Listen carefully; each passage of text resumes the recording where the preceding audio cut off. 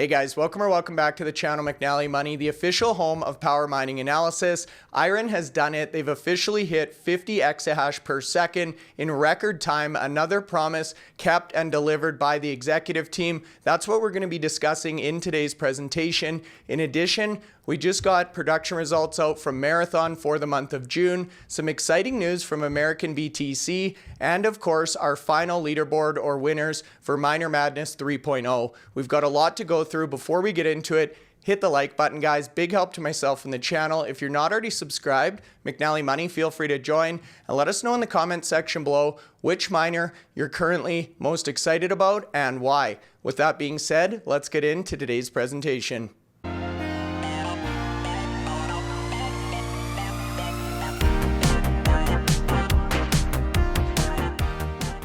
All right, guys, away we go. July 1st, happy Canada Day to all of our Canadian viewers. An exciting episode here, Anthony, with IREN achieving their 50 exahash milestone. That's going to be the focal point of the discussion. Obviously, this is a huge moment for the company, for investors, and really for the industry, as this is a record-setting growth rate for any of the pubco miners that we cover on the channel. So we're going to get into that in 1 second here, you guys. Before we do, Anthony, a quick update on both Bitcoin and the miners, which are having a relatively strong session once again.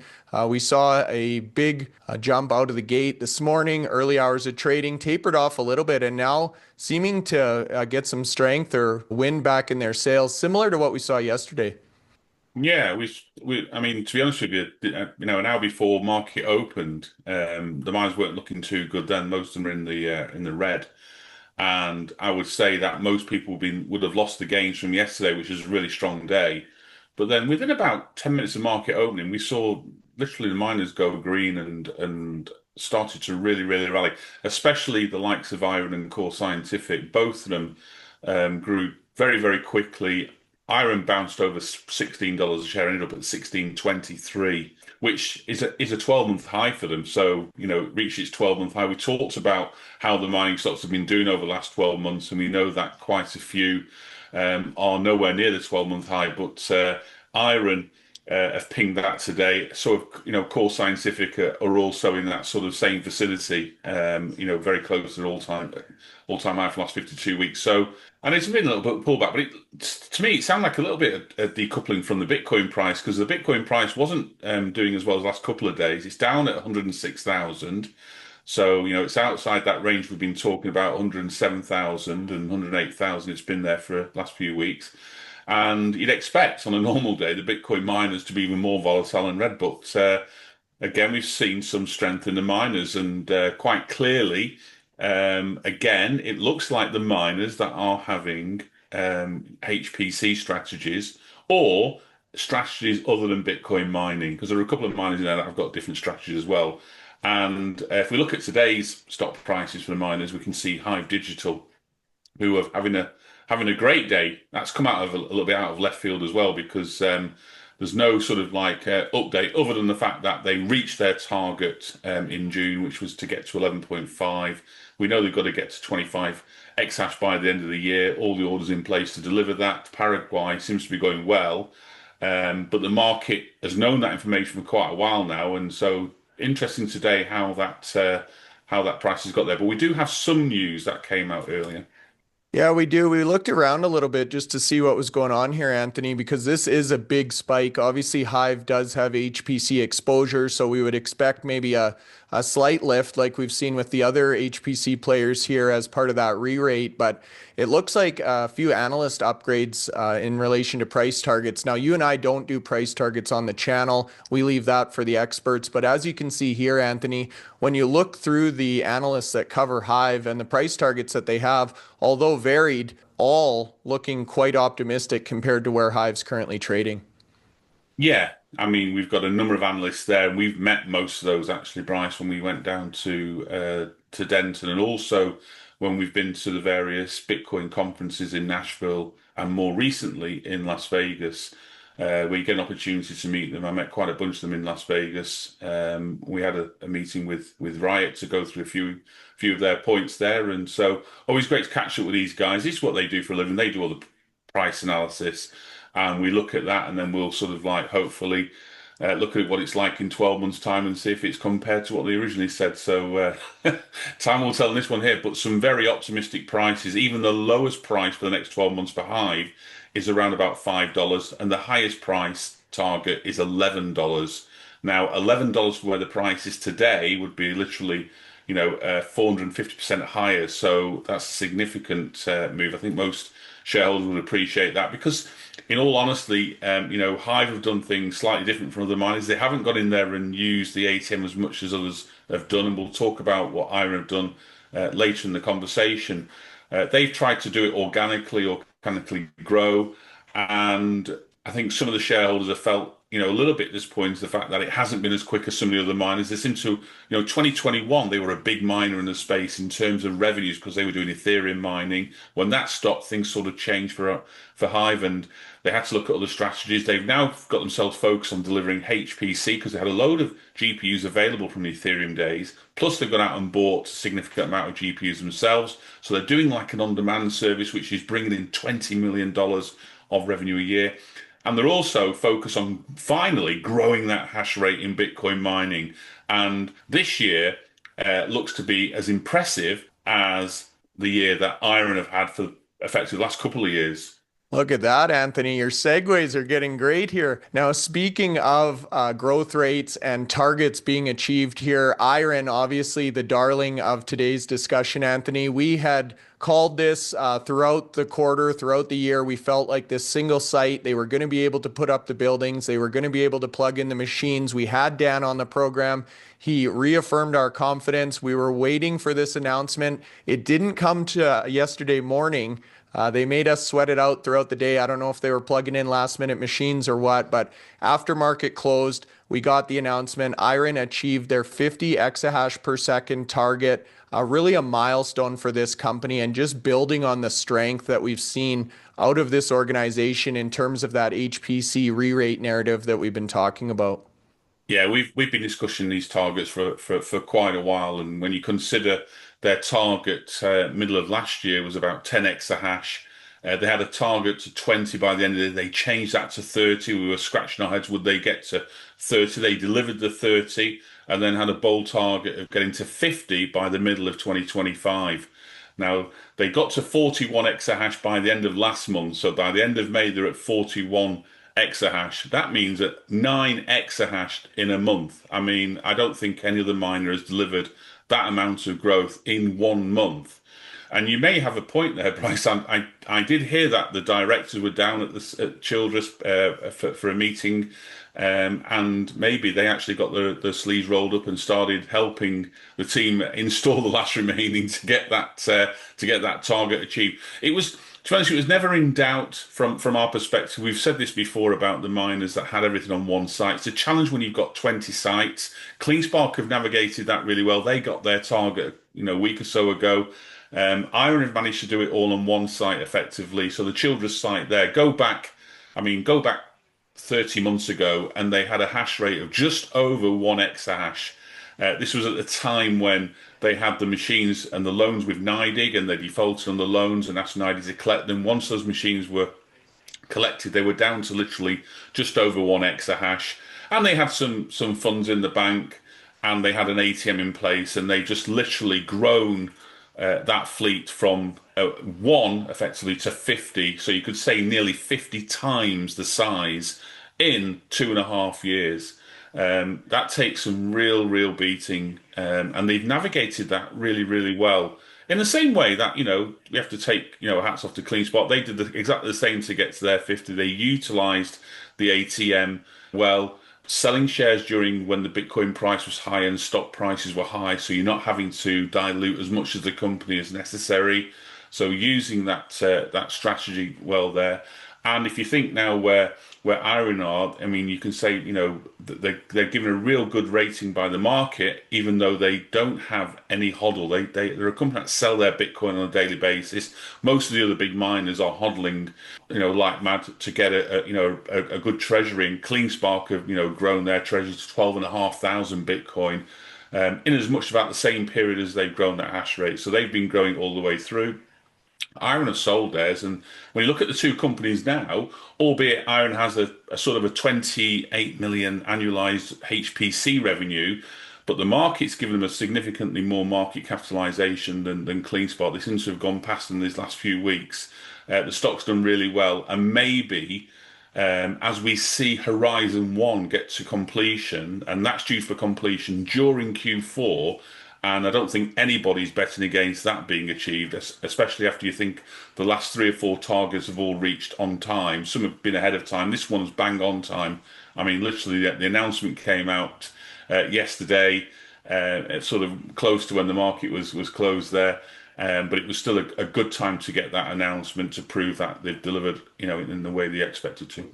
Yeah, it's interesting you bring up that comparison to CleanSpark. If you're looking at market caps right now on the screen, about 3.1 billion for CleanSpark, 3.7 for IREN. So interesting here, Anthony, as you alluded to, no hodl in the IREN portfolio, but obviously this HPC re-rate narrative that we've been stressing on the channel really starting to come to fruition for these companies.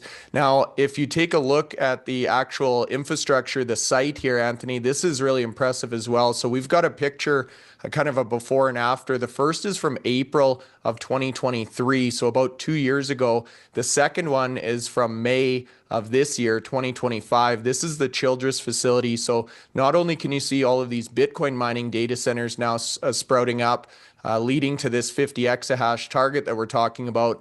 But you can also see earthworks, foundations, formworks for that Horizon 1, which is going to be the direct-to-chip liquid-cooled HPC Tier 3 facility we've been stressing on the channel as well. Yeah, it's an impressive site, and a lot of work's gone involved there. And if you look at that first picture there, that's pretty much probably where they're up to on the Sweetwater 1 site. So we know they've got these other two sites, Sweetwater 1 and 2, totaling 2 gigawatts of power. Sweetwater 1 will energize, if I remember rightly, April 2026, with Sweetwater 2 energizing towards the end of 2027 and Horizon energizing during Q4 in 2025. So that will really get them off to the races. Dan's already promised we'll have a client named for that particular facility in Q4. So we'll wait out to hear about that. They're obviously having a lot of discussions. Obviously, something very promising down the line. So he fully expects to have a client named before the end of the year. That will help them deliver that project really well, set themselves up for when they energize. The other two big sites, which are within about a couple of hours from Childress, so all located very, very, very close together. And this is going to be one to watch over these next couple of years as it grows and grows. Yeah, most definitely will. It's interesting to see how these sites are all interconnected in terms of the grid as well here, Anthony. Now, two other pieces that caught my attention in the press release today. The first are a nice little bullet point form here, talking about the foundation that IREN's building, or this company that they're building. And I was on a Spaces session with Mike Alfred. He's a director at IREN. He was talking about building a multi-$100 billion company here. These guys have really set their sights high. They've obviously delivered on these promises. And when you start to look at the foundation that they've built here, both literally and figuratively, quite an impressive company. Yeah. And when you consider they only IPO'd, coming not even 4 years ago. So I think it was November 2021, and we're in June 2025. So it's been an impressive period for them.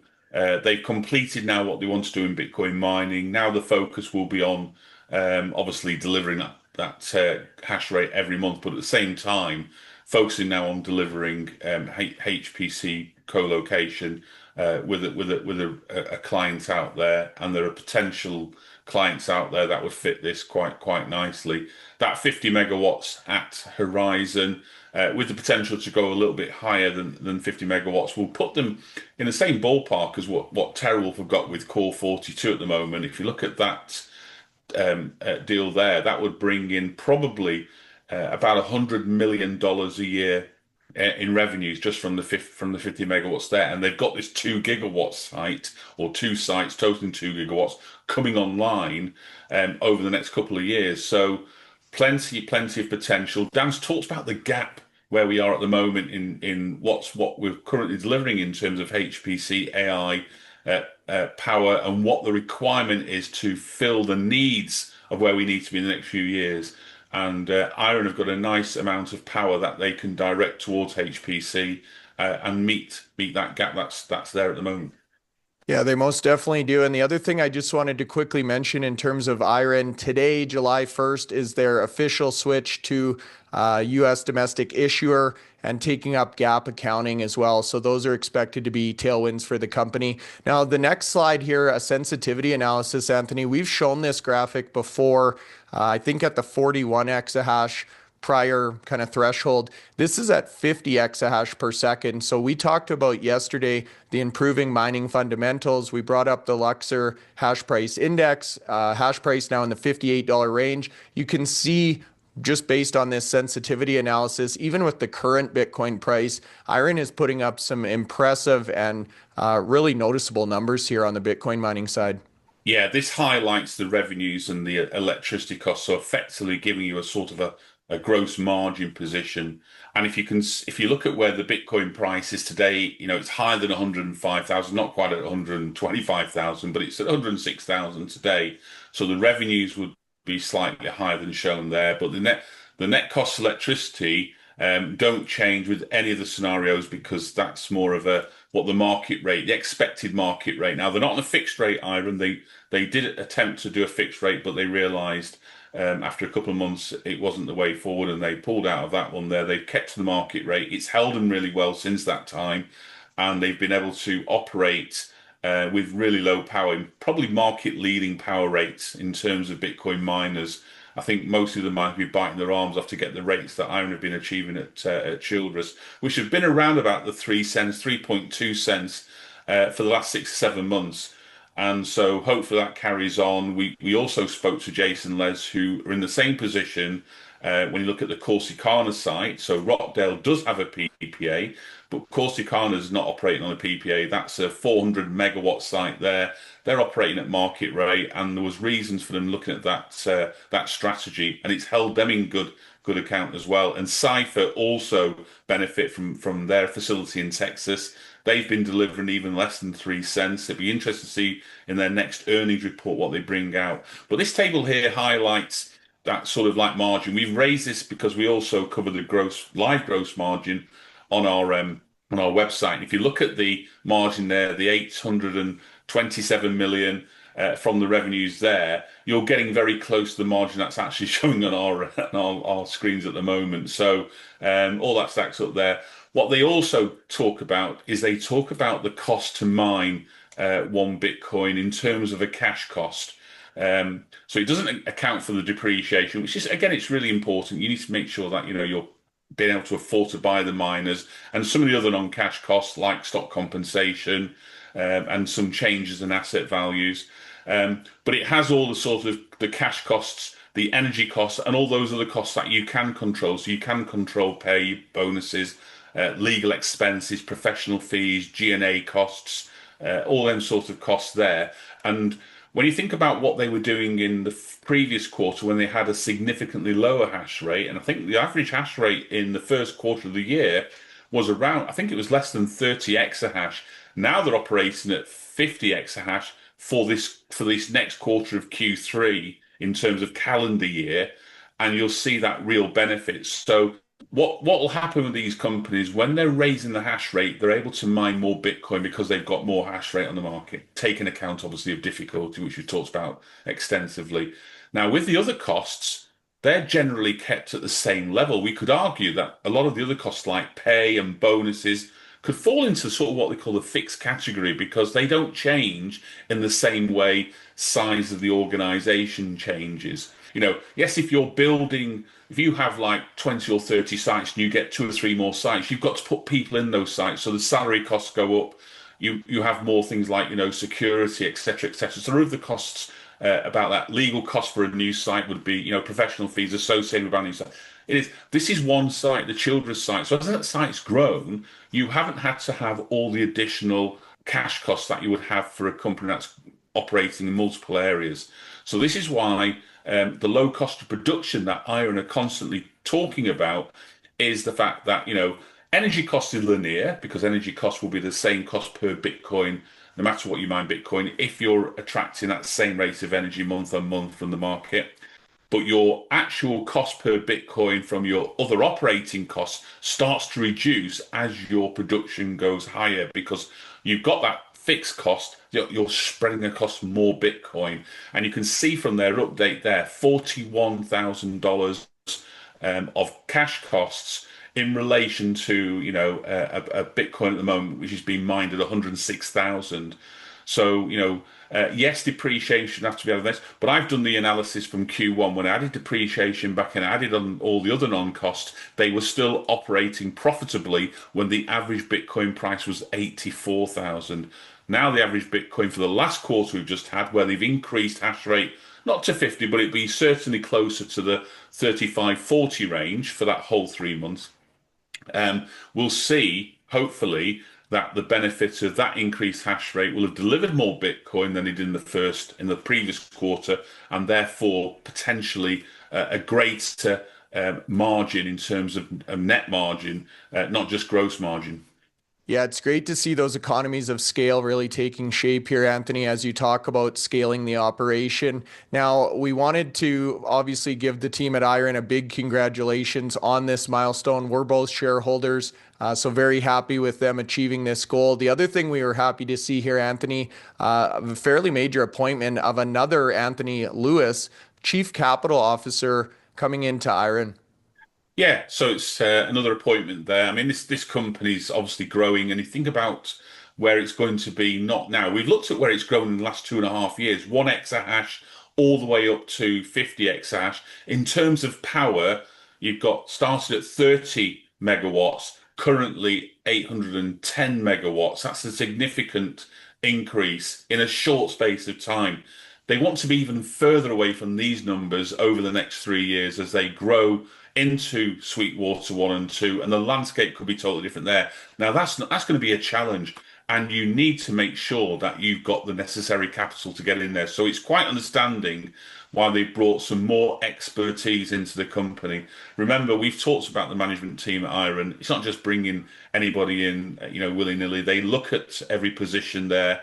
When they're building data centers, they want to have the best in the business building those data centers. And I remember talking about this management team years ago, and they had on their senior management team a gentleman who'd built the largest data centers in Canada at the time there. So it wasn't a case of getting a person who's getting the best of class to go into the company. So again, Anthony's got experience. He comes from a Macquarie background, which shouldn't be a total shock to people out there who follow IREN as much as we do and notice where a lot of the employees in certain positions have come from. Dan and his brother Will also spent a significant amount of time at Macquarie, so obviously got great relationships there and can effectively have been sort of like picking and choosing the key members to come and join the IREN family away from Macquarie. So Anthony looks like a great appointment. He's going to be needed because where they are at the moment and the capital to grow HPC is a different ball game to Bitcoin mining. We've talked about, yes, mining machines can be expensive. This is tip of the iceberg. We want to build data centers for HPC. We've talked about the cost of those, maybe $5 to $7 million a megawatt. Compare that to Bitcoin mining. We've seen a few this week who've updated us. I think Hut 8 updated us the fact that they kept their Bitcoin mining infrastructure down to 400,000 per megawatt. That's a big difference from 5 to 7 million for HPC. So you're going to need a lot of capital. How many leaves you've got to play with. Anthony Lewis is going to be in a key position there to sort of guide the company on what they can and what they can't do, how they're going to get there, all the strategy supporting that, and the numbers that he'll be dealing with are going to be absolutely significant compared to where they're at the moment. Yeah, they certainly are. And that's funny you bring up the Macquarie thing, just headhunting the best of the best. So I guess Macquarie better be on high alert. But you and I were both very happy to see this appointment. And yes, really preparing the groundwork for the next leg up here, next step of their evolution journey. Now, shifting gears a little bit, Anthony, again, congratulations to the team at IREN. Over to Mara. They came out with production results. This is the first one that's come across the tape, so to speak, for June. This one was interesting, Anthony. I'll let you get into the numbers, but you and I talked extensively last month about the global hash rate and that drop we saw.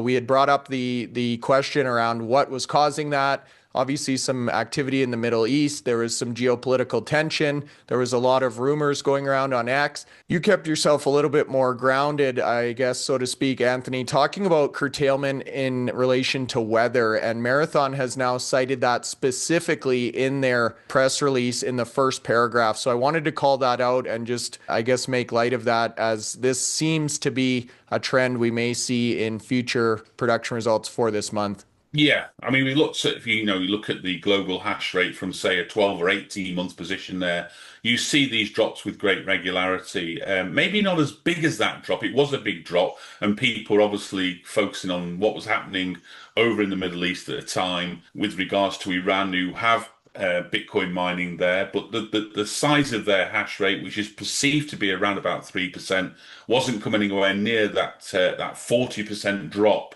So by sort of looking at realistically what other options there were, I focus more then on effectively the curtailment that miners were probably, helping with regards to the weather, with regards to the demand for electricity. And now we're starting to see updates coming out supporting that analysis there. Remember last month we talked about how great the month of May was for Marathon, literally broke every record in terms of blocks, 950 Bitcoin, amazing. And it was a case of could they continue that level?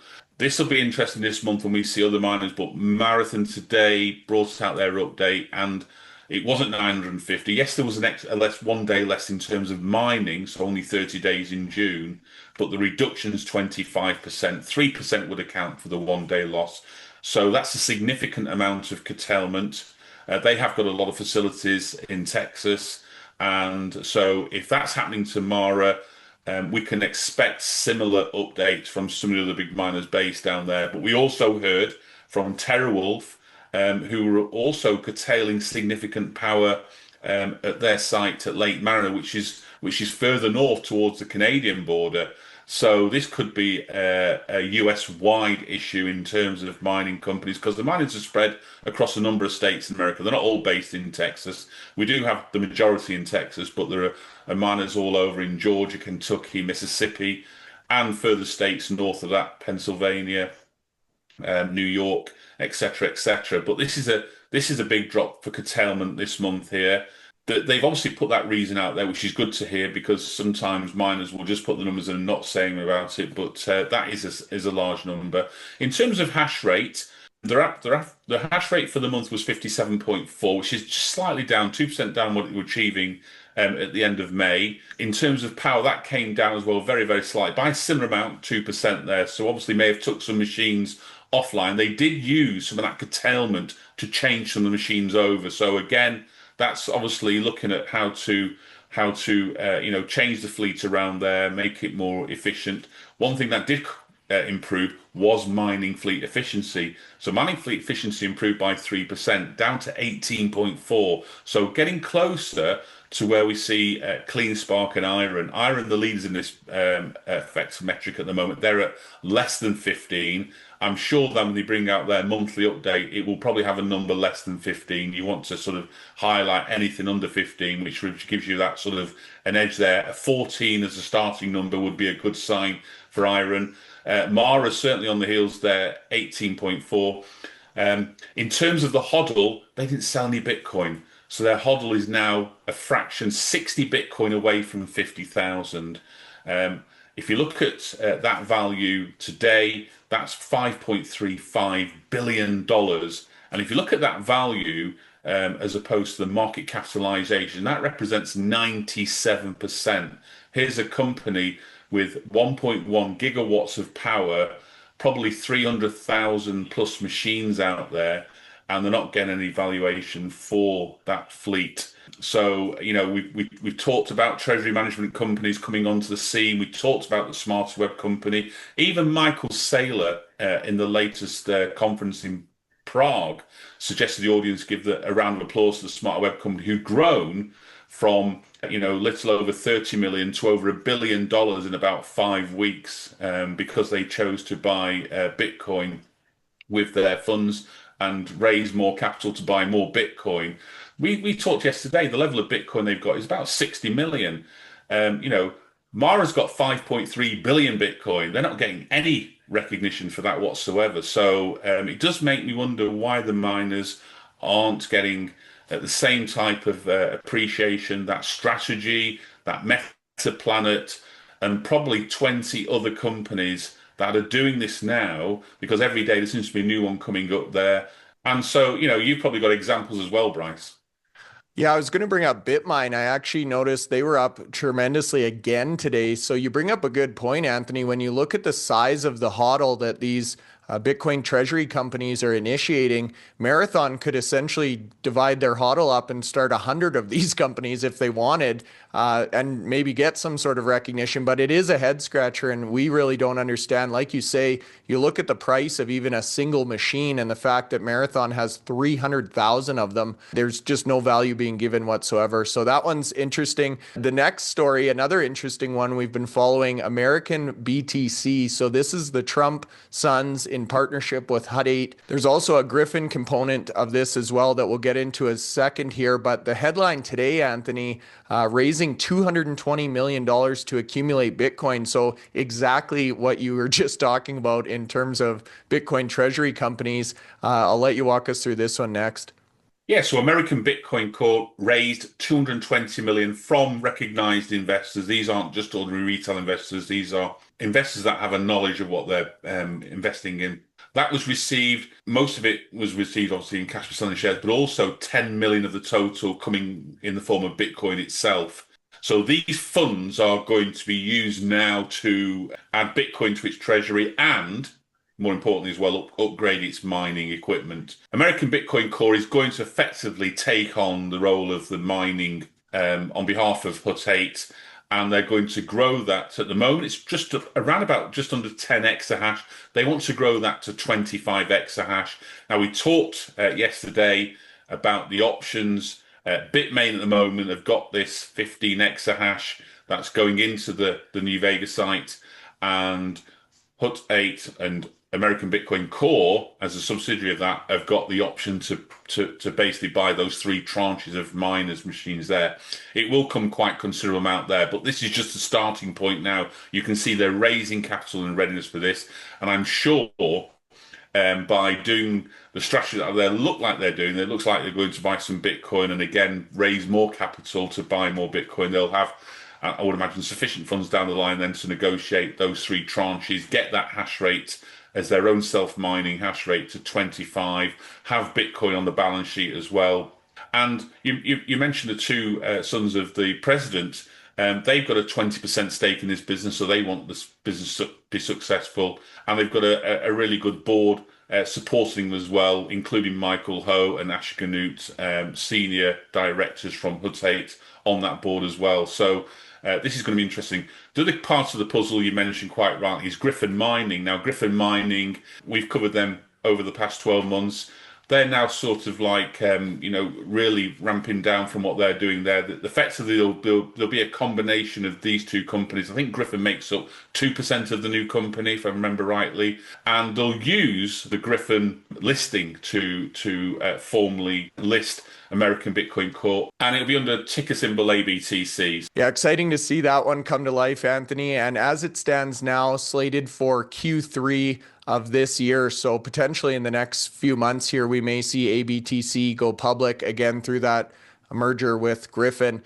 Now, the final piece of the news, we saved the cherry on top for last here. Miner Madness 3.0 concluded yesterday in trading. This was, I would say, most successful iteration of Miner Madness ever over the past 3 versions of this one. Some huge winners on the board in terms of percentage gains here. We talked about Gryphon, we talked about IREN, we talked about Core Scientific. Those were really the standouts of this 3-month period. So we've got the official leaderboard here, the top 5 overall. These individuals are all going to be receiving swag boxes over the next few weeks, and even one of our analyst invites managed to make it in the top 5. So shout out to Agrippa and all of the winners of this iteration of Miner Madness. Yeah, no, an excellent competition and some really good successful picks there. The Gryphon one's obviously inspired there. That news that came out of the merger with US Bitcoin, sorry, with the merger with American Bitcoin company. That was obviously a great pull for them, and only 3 people selected Gryphon. They're in positions 1, 2, and 3, so it did make a significant difference. But yeah, other stocks that did really well, IREN and Core Scientific, we've talked about them extensively. They've done really well over that 3-month period there. CIFR also having a good run. Soluna features on two of the updates there. So again, people need to pay more attention to Soluna and what they're doing in the industry. We cover them on the channel there. They're one of the smallest miners that we cover, but they seem to be punching above their weight in terms of the projects that they've got running at the moment. But I would like to give a shout out to the leader there who came back with a return of nearly $1,200 on a notional $300. Anybody getting that sort of return over 3 months, well done. That's really, really good. And even to have another analyst, I think I made the top 5 last month. Still waiting on my box price, but never mind.